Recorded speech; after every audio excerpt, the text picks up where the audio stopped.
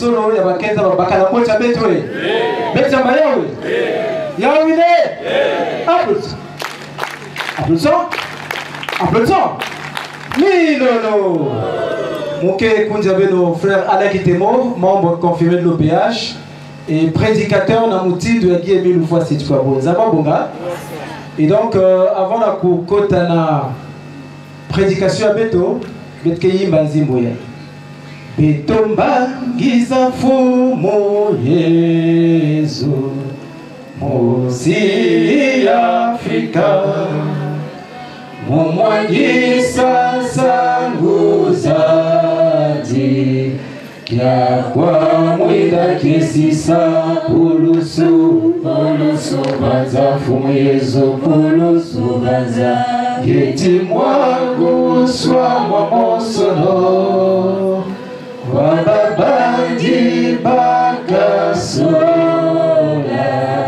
Kya kwa mwenda kisisa Pulusu Vaza fumuyezo Pulusu vaza Iti mwangu swa mwamosono Wababandi bakasola Kya kwa mwenda kisisa. Amen. Amen. Amen. Merci Bankou Dialuzolo Betole la Bouwanda. Terre Beto Yaboubukele Congo Brazzaville, terre de la création du monde entier. Mali. C'est vrai tout à l'heure, on rappelait Beto par diverses interventions. Il y a Bafoum, il y a Beto. En ce qui concerne l'origine de l'humanité, il y a un chercheur qui s'investir dans le exactement.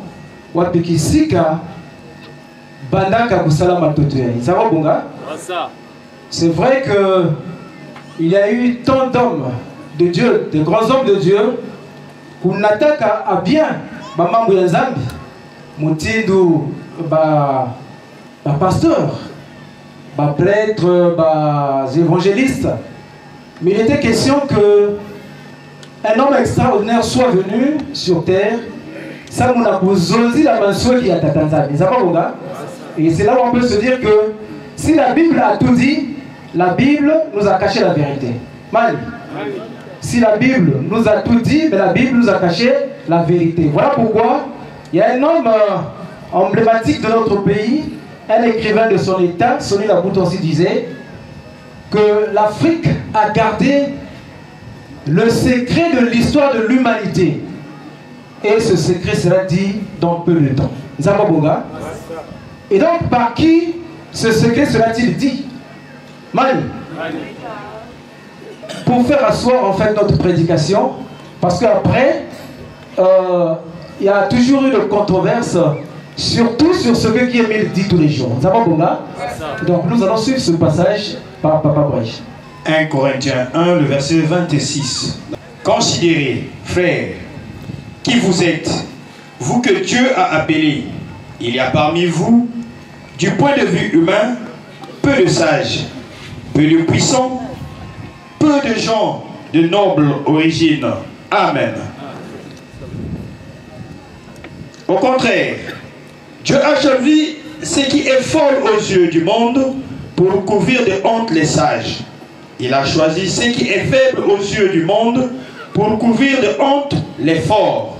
Il a choisi ce qui est bas, méprisable ou vaut rien aux yeux du monde pour détruire ce que celui-ci estime important. Ainsi, aucun être humain ne peut se vanter devant Dieu. Amen. Amen. Amen. Tout ce que Guillemil dit, en fait, mais c'est après qu'on se rend compte que c'est comme ça. Vous allez voir sur la création du monde, lorsque tout à l'heure Papa Président a parlé de Cheikh Anta Diop. Cheikh Anta Diop, dans ses investigations, avait bien trouvé qu'effectivement, le premier homme, Adam et Ève, Koussalamaka, dans l'Afrique. l'Afrique. Nous avons Bonga. Mais cette thèse-là, les Occidentaux, les Européens l'avaient rejetée. Mais aujourd'hui, les scientifiques, je crois bien, rejoignent la thèse de Cheikh Anta Diop pour dire que le premier homme a été créé en Afrique. Nous avons Bonga. Alors, depuis ce temps, qu'attendait-il pour l'annoncer? C'est parce que c'était dit de la bouche des Noirs qu'on avait traité de camp d'ailleurs. Et aujourd'hui, le monde atteste qu'effectivement, c'est ça. Nous avons Bonga. Vous allez comprendre que toutes les sommités aujourd'hui convergent pour dire que l'Afrique est exactement le berceau de l'humanité.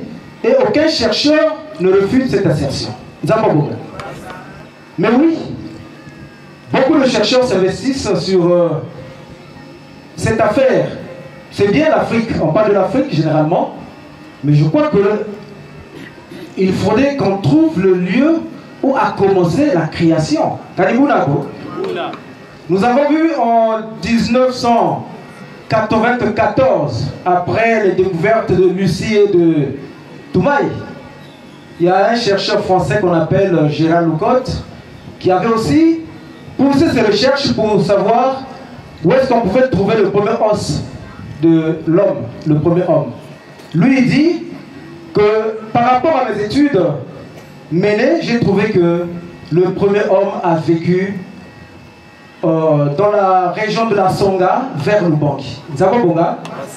Donc les scientifiques ont des approches sur ce qu'ils pensent peut-être être, mais sauf que la réalité appartient à une personne. Bonga. Voilà pourquoi tout à l'heure nous vous parlions de, bien que homme de la terre, Guillaume une fois cette fois beau, n'est pas un homme de la terre. Donc c'est de lui qu'il s'agit, qui va nous dire exactement où le premier homme a été créé. Bonga. Le 18 mai 2007, Guillaume envoie un message à l'humanité tout entière sans exception pour nous dire qu'effectivement c'est au Congo-Brazzaville que Dieu a créé le premier homme, ou alors les premiers hommes, Adam et Ève. Bonga. Au Congo-Brazzaville, parce que le Congo-Brazzaville se trouve au centre de la terre, au centre de l'Afrique. Bonga. Et aujourd'hui, exactement, effectivement, les chercheurs rejoignent Guy Émile pour dire que c'est au Congo-Brazzaville que le premier homme a été créé. Voilà pourquoi nous avons peut-être commis de vous amener la carte de Kari-Kari. Voilà pourquoi aujourd'hui on parle de la fête du 20 mai. Donc si l'étoile est revenue sur la montagne de Kari-Kari, c'est pour dire que l'étoile doit désormais vivre là où fut la première création. Vous savez pourquoi? Donc le jardin d'Éden. Et ce sujet aussi crée beaucoup de controverses. Lorsqu'on dit que Congo-Brazzaville, c'est le jardin d'Éden, comme a dit Papa Président tout à l'heure, qu'est-ce qui peut sortir de bien à Kibossi? Comme on disait pour les habitants de la Galilée, qu'est-ce qui peut sortir de bien de la Galilée, d'autant plus que Jésus-Christ était noir. Vous savez pourquoi? Tous les habitants de la Galilée étaient méprisés, écartés, inconsidérés en fait. Raison pour laquelle même quand Jésus-Christ, dans sa souffrance, dans sa douleur, lorsqu'il porta la croix, on appela Simon de Cyrène pour l'aider. Parce qu'on ne pouvait prendre que quelqu'un de la même race avec Jésus, un esclave. Nous avons Bonga. Donc, c'est dans ce sens-là. Papa Émile nous dit que Kari-Kari, c'est la terre de la création du monde entier. Donc, Adam et Ève ont vécu au Congo-Brazzaville. Nous avons Bonga. Et on va poser la question de savoir pourquoi on va trouver les os par-ci par-là. Mais c'est parce que après la désobéissance d'Adam et Ève, Dieu avait expulsé ce couple et est allé vivre ailleurs, hors du jardin. Bonga, pour qu'il ne touche pas à l'arbre de la vie éternelle. Mais l'arbre de la vie éternelle, c'est en fait Dieu lui-même. Bonga. Donc, les scientifiques sont limités, mais Dieu, pour lui, est illimité. Bonga. Un oiseau connaît là où il a fait son nid. Tous nous sommes ici, des milliers et des milliers de frères et sœurs, avec nos invités bien évidemment. À la fin, chacun va retrouver sa maison. Nzambabonga, papa présent, je crois que vous n'allez pas oublier votre maison. Voilà. Donc, c'en est de même pour Dieu. Dieu, c'est là où il avait posé ses pieds pour créer ce monde. Avant qu'il y ait des limitations géographiques avec l'arrivée de la colonisation, etc. Nzambabonga. Donc, ce message, certainement pour nos invités, ne vous est pas familier. Ce n'est qu'à nos zones que vous pouvez trouver ce genre de message. J'ai dit tout à l'heure qu'il y a eu des pasteurs qui ont parlé avec dextérité et véhémence la parole de Dieu, mais ne sont pas arrivés à ce stade-là, parce que ce n'était pas réservé pour eux. Il y a des secrets, il y a une brochure où on a écrit les secrets du Vatican enfin révélés. Et en 1980, le pape Jean-Paul II était victime d'un attentat. Pourquoi il était victime de cet attentat? C'est bien parce qu'il commençait à dévoiler quelques secrets. Dante, Papa Brège va nous lire un extrait. Les voyages du pape. Adaptation du Vatican aux choses de ce siècle. Avec la certitude d'un apôtre, Jean-Paul II, à 8 reprises, est venu en terre d'Afrique et réaffirmer sa foi et les orientations de l'Église qu'il représente. Mai 1980, Zaïre, Congo, Kenya, Ghana, Burkina Faso, Côte d'Ivoire. Le Christ lui-même est africain, affirme Jean-Paul II. Et Dieu est noir, encourageant les Africains à rechercher leur authenticité. Il assure que si la sève est celle de l'Église universelle, il faut aussi que les fruits aient la saveur de l'Afrique. Amen. Amen. Amen. Amen. Si dans tous les discours du monde, on ne parle que de l'Afrique, de l'Afrique, de l'Afrique, on va se poser la question, pourquoi seulement l'Afrique? Il y a quoi réellement en Afrique? Qu'est-ce qui attire les humains du monde vers l'Afrique? Nzambabonga? C'est bien parce qu'il faudrait que l'homme aujourd'hui reconnaisse ses origines. Voilà pourquoi Papa qui aime une fois cette Congo nous dit que bien que la création du monde part du Congo, donc tous les hommes étaient noirs. Nzambabonga? Ceux qui partirent du Congo-Brazzaville pour s'émigrer ailleurs, et aujourd'hui on parle des blancs, c'est bien parce qu'il y a eu un problème de pigmentation, etc.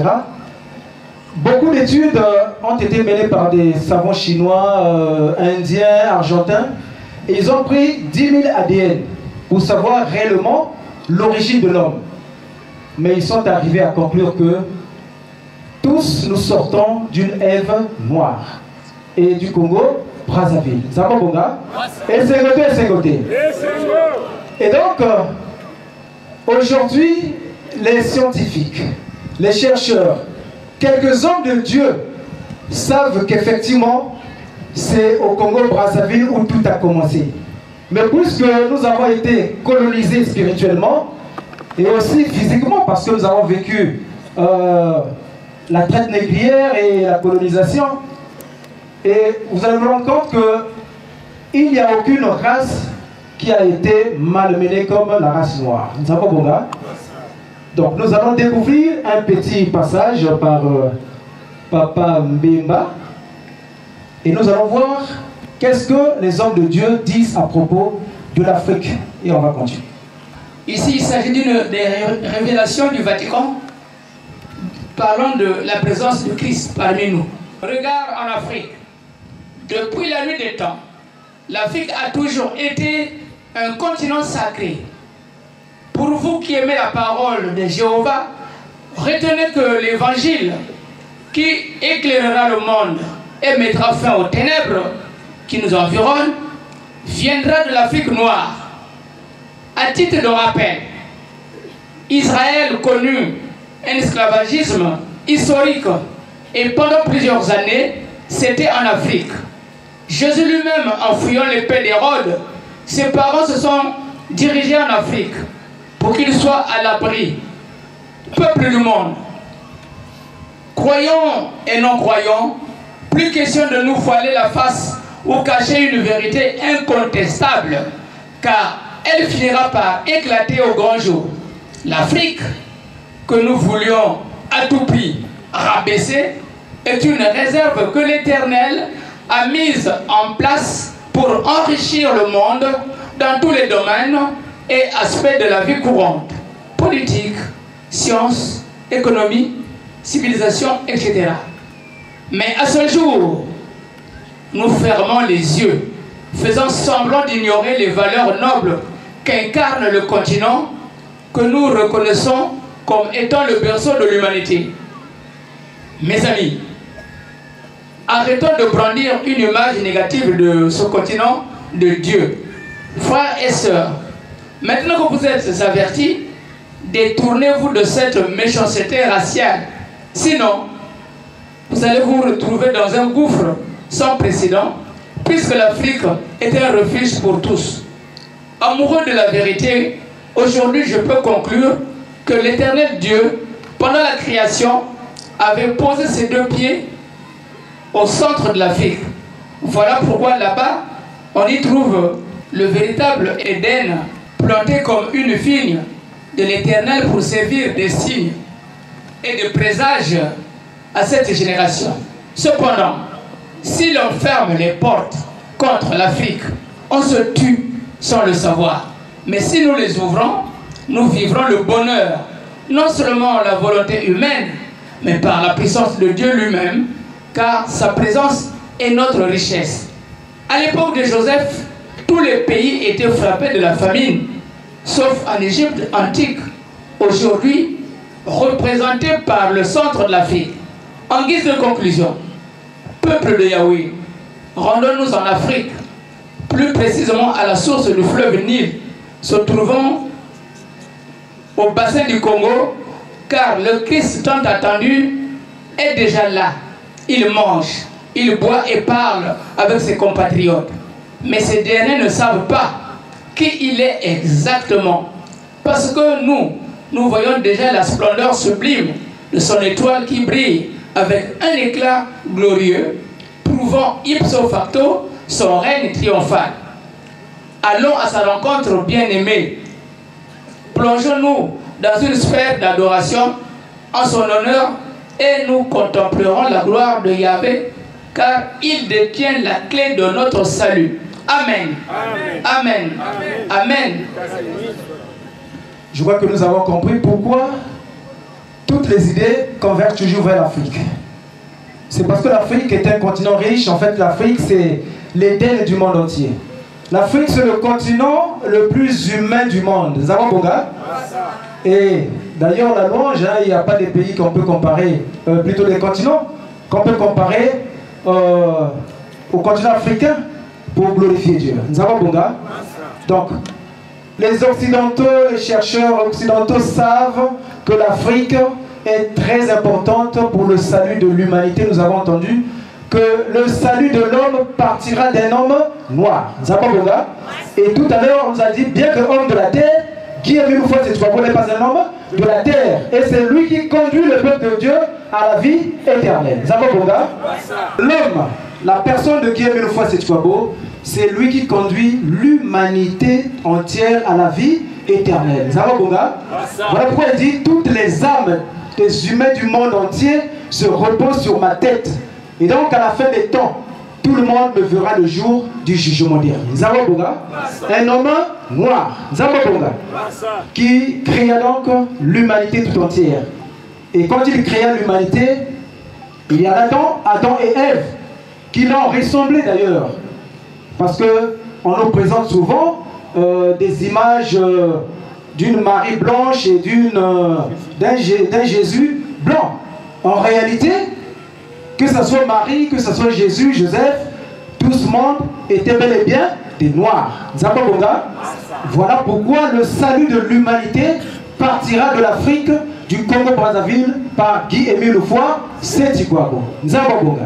Alors, On lance une invite donc aux Congolais surtout et aux Africains en général de se réveiller en ce temps de renaissance, de sortir de l'obscurantisme, c'est-à-dire pour mener la guerre contre Satan qui ne veut pas que nous connaissions les vérités divines de l'heure qui nous favoriseront de gagner la vie éternelle. Nous avons Bonga. Et tout à l'heure, on nous a parlé de Jésus-Christ qui est apparu à Paul. Nous allons nous adresser à nos invités par ce petit passage. Et c'est vrai, l'homme ne convainc pas l'homme, tout ce que nous disons ne peut pas vous convaincre si Dieu n'est pas en vous, si l'Esprit ne peut pas toucher votre âme. Nous avons Bonga. Papa Tiba Robert. Lisons dans Matthieu 16, de 1 à 4. Les pharisiens et les sadducéens s'approchèrent de Jésus pour lui tendre un piège. Ils lui demandèrent de leur montrer par un signe miraculeux qu'il venait de la part de Dieu. Mais Jésus leur répondit en ces termes. Au coucher du soleil, vous dites, il va faire beau temps, car le ciel est rouge. Et tôt le matin, vous dites, il va pleuvoir aujourd'hui, car le ciel est rouge, sombre. Vous savez interpréter les aspects du ciel, mais vous êtes incapable d'interpréter les signes qui concernent ces temps-ci. Les gens d'aujourd'hui, qui sont mauvais et infidèles à Dieu, réclament un signe miraculeux. Mais aucun signe ne leur sera accordé si ce n'est celui de Jonas. Puis, il le laissa et partit. Amen. Amen. Amen. Voilà, ce passage est tout à fait clair. C'est Jésus qui est devant les pharisiens, qui ne croyaient pas d'ailleurs à sa divinité, qui lui demandèrent donc de leur faire voir un signe au ciel. Alors nous savons qu'au ciel, il y a beaucoup d'astres. Il y a le soleil, il y a la lune, les étoiles, etc. Et donc les pharisiens, pour croire que Jésus-Christ, c'est lui, le Messie tant attendu, ils vont lui demander de leur montrer un miracle. Mais Jésus dit non, mais ce n'est pas à vous que cela est destiné. Mais c'est une génération qui viendra après. Zababonga. Donc c'est la génération que vous et nous faisons partie. Zababonga. Mais quel est ce miracle que les pharisiens attendaient? C'est bien l'apparition de Guy-Émile Oufouas-Setouabo dans le soleil. Zababonga. Parce que Jésus dit non, je ne peux pas apparaître dans le soleil maintenant, mais quand je reviendrai pour la prochaine fois, et vous me verrez dans le soleil. Zababonga. Voilà pourquoi Guy-Émile apparaît dans le soleil. Et là-dedans, dans le même passage, on dit, le matin tel que nous sommes réveillés aujourd'hui, on s'est dit, bon, on dirait qu'il ne va pas faire chaud. Hein? Ça, on s'est décédé. Mais pourquoi le monde ne se pose-t-il pas la question de savoir pourquoi il y a un mouvement à Luzolo? Zababonga. Il y a un mouvement à Luzolo parce que Guy-Émile annonce des choses cachées qui permettront d'ailleurs à l'homme de gagner la vie éternelle. Zababonga. Mais il est jugé par la chair, comme ce que venait de nous dire Alaïk tout à l'heure. Nous jugeons la personne de Dieu par la chair. Voilà ce qui retarde notre compréhension. Si nous jugeons Émile par la chair, on ne va rien comprendre. On va se dire, voilà, il avait des femmes, des enfants, ainsi de suite. Non, ça c'est le côté humain. Mais prenons le côté divin, nous allons comprendre que Émile, bien qu'homme de la terre, n'est pas un homme de la terre. Zababonga. Donc c'est lui qui nous donne la révélation comme quoi Congo-Brazzaville, terre de la création. Donc c'est une joie pour les Congolais, c'est une joie pour les Africains. En fait, l'Afrique est convoitée partout. On va finir par la locution de la réponse de Jacques Chirac. Quelque part, on lui avait posé la question à Jeune Afrique. Et qu'est-ce qu'il en pensait de l'Afrique? Zababonga. Papa Bosch. Soyez fiers d'être africains. Quel message aimeriez-vous adresser aux Africains? Un message de respect. Ils ne doivent pas oublier qu'ils ont été, au fond, les premiers. L'homme africain a été le premier homme civilisé. Il ne faut jamais oublier la perspective historique. Les Africains doivent être fiers d'eux-mêmes. Soyez fiers d'être Africains. Le monde a besoin de l'Afrique. Amen. Amen. Amen. Qu'est-ce qu'il faut encore ajouter? Zawabunga, on ne parle pas de l'Asie, on ne parle pas de l'Amérique, on ne parle pas de l'Océanie. On parle de l'Afrique. Qu'est-ce qu'il y a de beau en Afrique? Mani. S'il fallait faire intervenir Papa Mbemba, mais le temps fait défaut. Voilà, donc c'est par là que nous bouclons notre prédication. Prenez tout ce qui est bien et tout ce qui est mauvais, vous emballez. Zababonga, c'était le frère Alain Kitemo, que Papa Emile vous bénisse. Amen. Amen. Amen. Amen.